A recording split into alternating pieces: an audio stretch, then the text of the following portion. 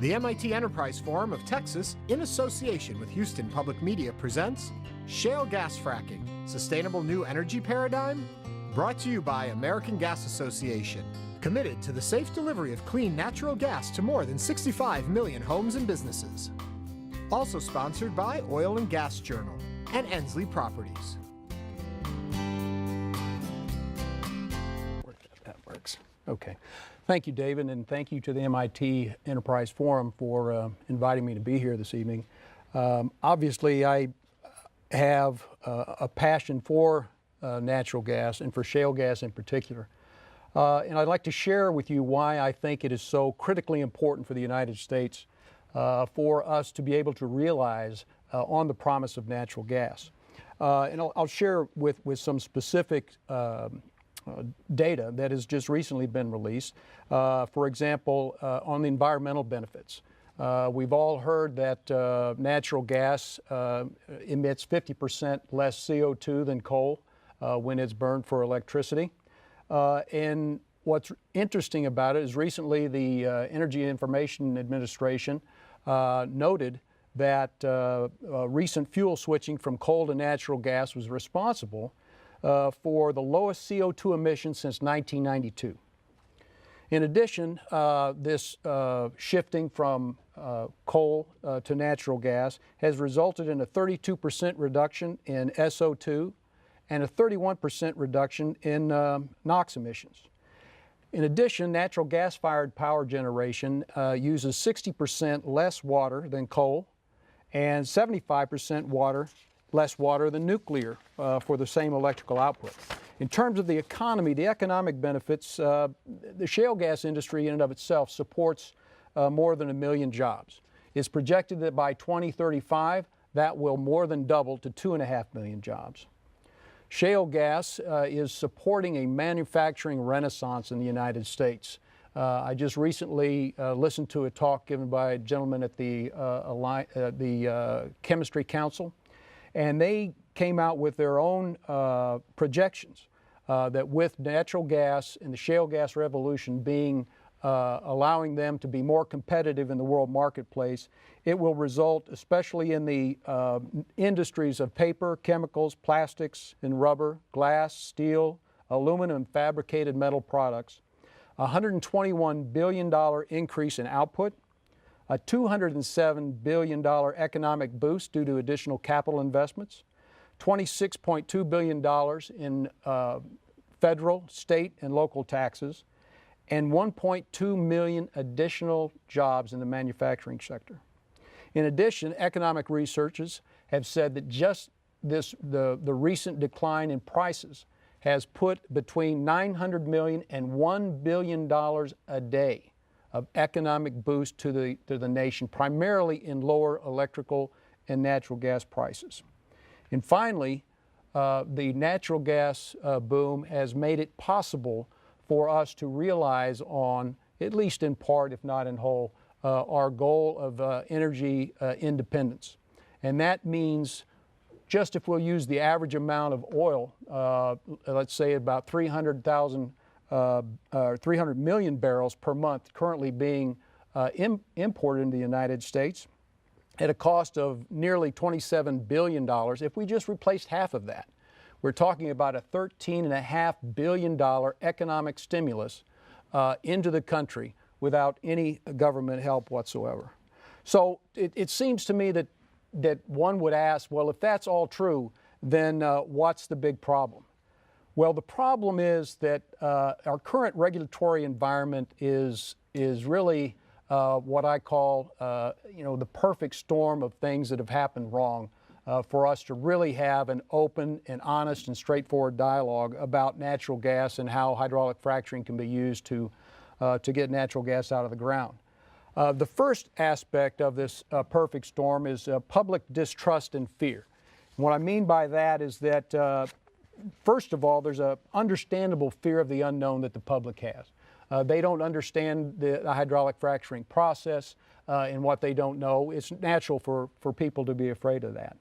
And in addition, there's a distrust of industry, largely associated with the Macondo disaster that was on TV for a great period of time.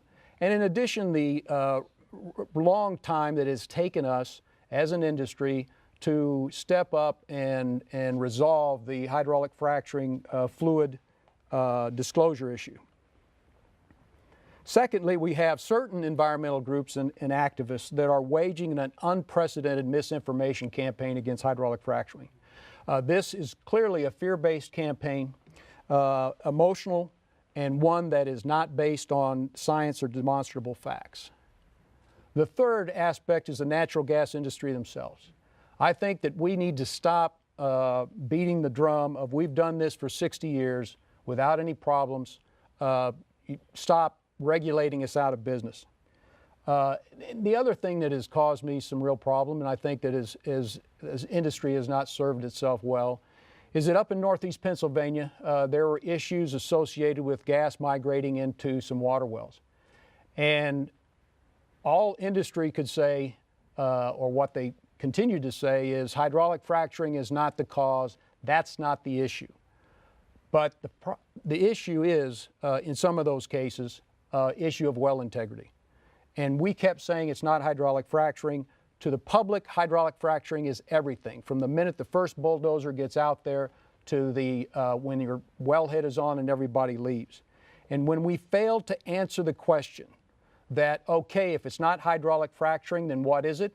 That left a vacuum, an information void that was happily filled by those who don't want to see any hydrocarbon development in the United States.